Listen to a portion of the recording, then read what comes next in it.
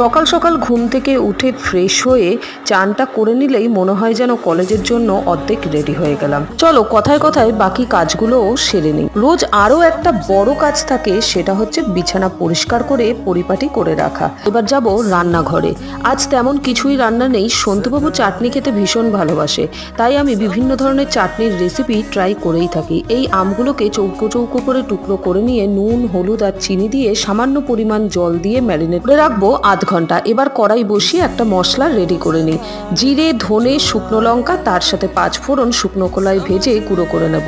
মাঝেই কাকিকে একটু লিকার চা করে দিলাম, কারণ কাকি সকাল সকাল মাঠের কাজ সেরে তবেই আমাদের বাড়ি কাজ করতে আসে। কড়াইতে সর্ষের তেল গরম করে আদা আর 5 ফোড়ন ফোড়নে দিয়ে পুরো আমটাই কিন্তু ঢেলে দেবো, ঢেকে দেবো আম সেদ্ধ হওয়ার জন্য। নামানোর আগে মশলাটা দিয়ে নিয়ে নেব। বাকি রান্না কিন্তু শাশুড়ি মাই করেছেন। এবার একটু রেস্ট। সাবস্ক্রাইব।